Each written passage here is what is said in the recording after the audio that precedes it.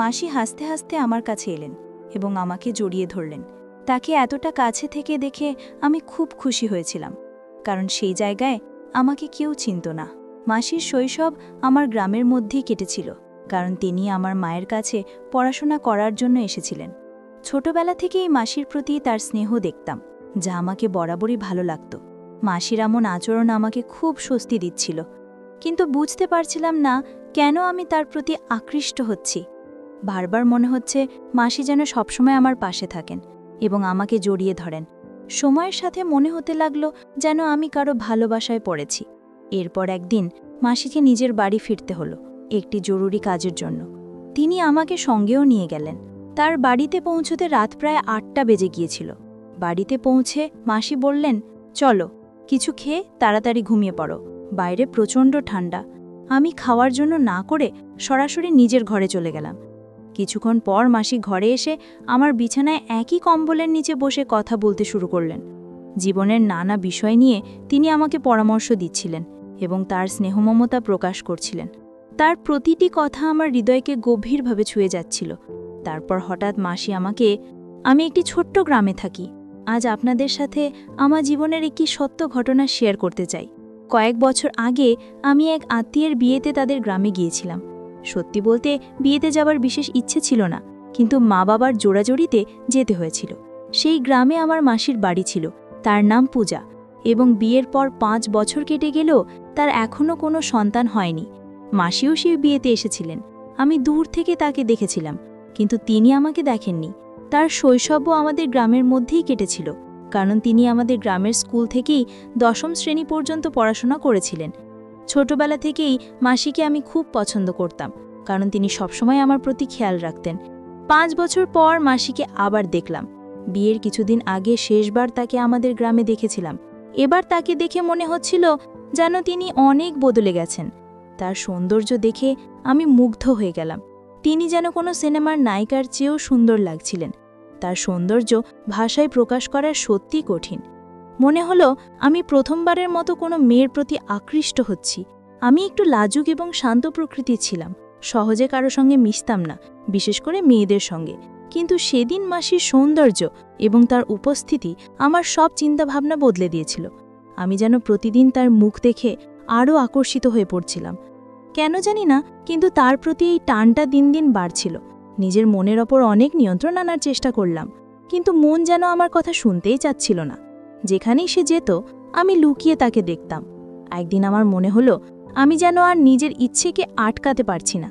কয়েক ঘন্টার মধ্যেই আমি সাধারণ একজন মানুষ থেকে একজন পাগল প্রেমিকে রূপান্তরিত হয়ে গেলাম।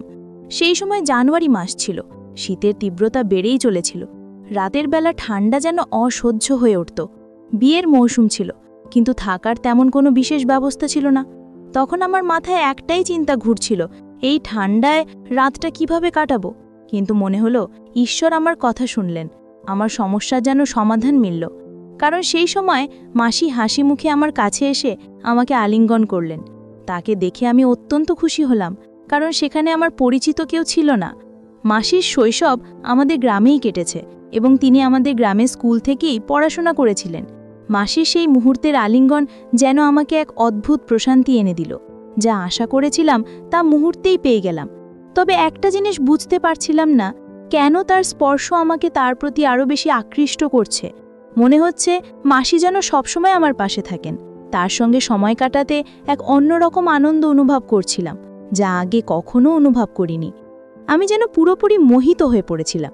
ঠিক তখন মাসি একটু দূরে সরে গিয়ে বললেন, কুনাল, তুমি কখন এলে? আমি উত্তরে বললাম, মাসি, আজই এসেছি। মাসি তখন বললেন, তোমাকে বেশ চিন্তিত লাগছে, কি হয়েছে? তখন আমি তাকে আমার রাতের ঘুমের অসুবিধার কথা বললাম। মাসি বললেন, এতে চিন্তার কিছু নেই, তুমি আমার বাড়ি চলো, সেখানে তুমি নিশ্চিন্তে ঘুমাতে পারবে। এই কথা শুনে আমি খুব খুশি হলাম এবং মাসির সঙ্গে তার বাড়ির দিকে রওনা দিলাম। রাতের আঁধার ছিল আর রাস্তা ছিল সরু। মাসি বললেন, কুনাল, আমার হাত দাও, অন্ধকারে তুমি হয়তো পথ চিনতে পারবে না। তখন আমি তার হাত ধরার জন্য হাত বাড়ালাম। তার হাত ধরে এগিয়ে যাওয়ার মুহূর্তটি যেন আমার মনে এক নতুন অনুভূতি এনে দিল। তার নরম হাতে হাত রাখতেই মনে হলো যেন এক অদ্ভুত শক্তি আমার ভেতর জেগে উঠেছে। তার হাত ধরে হাঁটতে হাঁটতে আমার মনে এক অসাধারণ আনন্দ হচ্ছিল। আমরা ধীরে ধীরে হাত ধরে তার বাড়ির দিকে এগিয়ে চলছিলাম।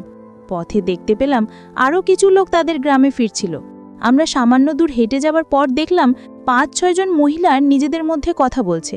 তাদের কথা কানে আসতেই শুনতে পেলাম একজন বলছে, শুনেছি তোমার মেয়ের কাল এঙ্গেজমেন্ট, পূজাকে ডেকো না, তা না হলে কোনো অমঙ্গল হবে।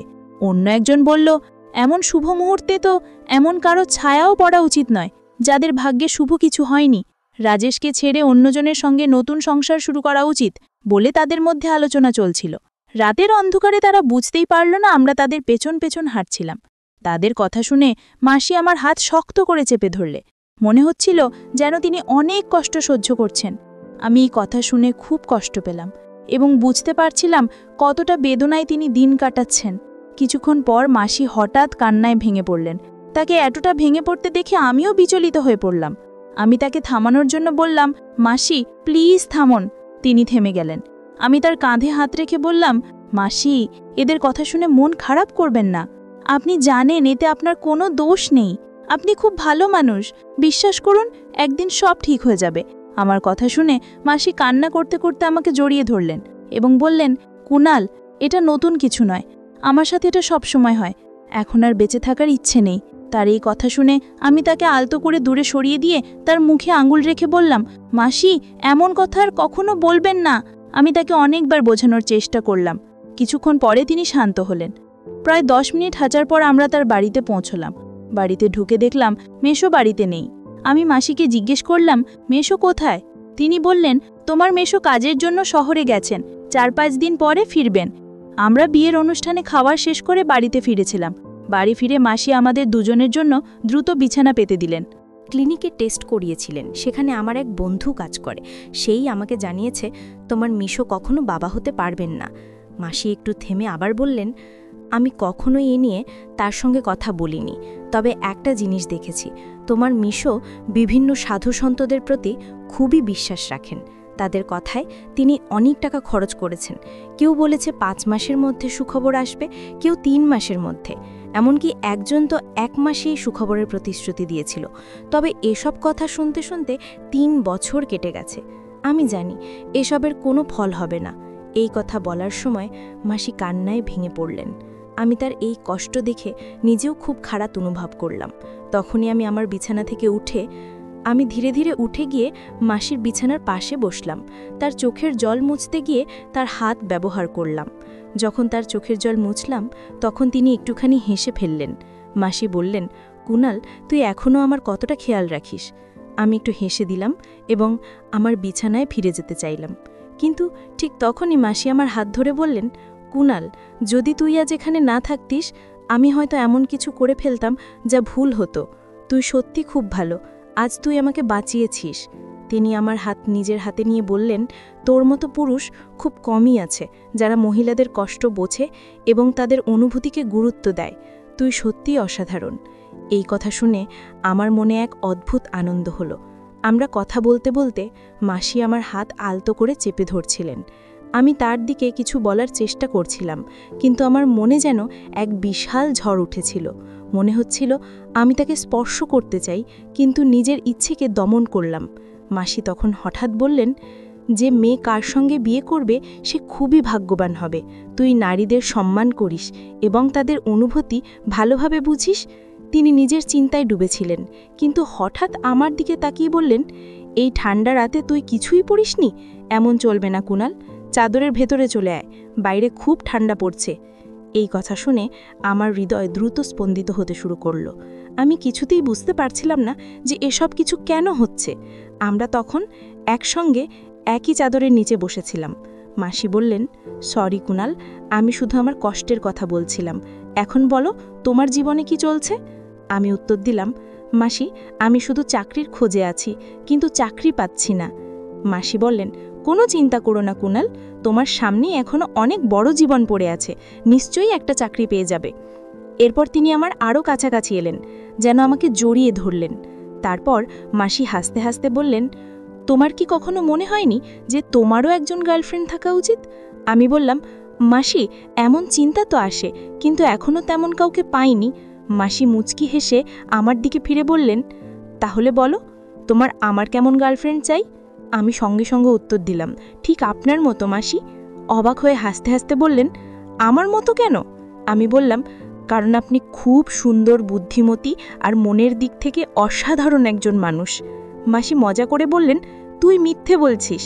আমি হেসে বললাম, মিথ্যে কেন বলবো মাসি?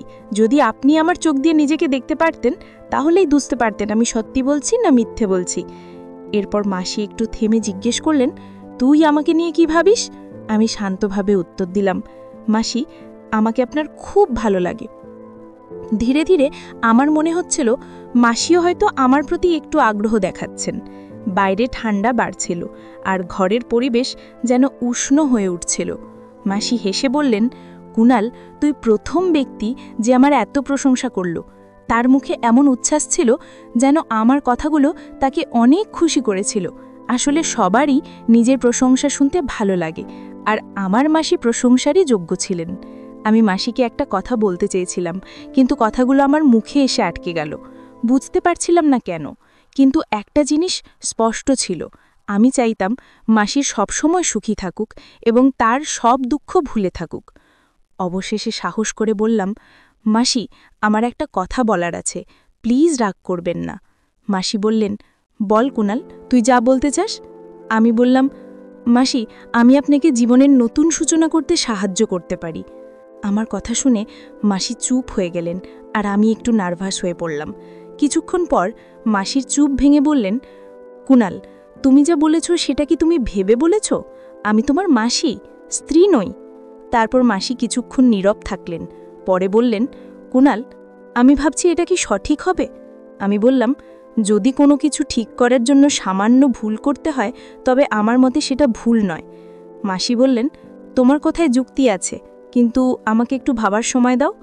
আমি সম্মতি দিয়ে বললাম, ঠিক আছে মাসি, আপনি চিন্তা করে নিন। এরপর আমরা দুজন ঘুমিয়ে পড়লাম, কারণ পরদিন সকালে আমাকে একটি অনুষ্ঠানে যেতে হতো।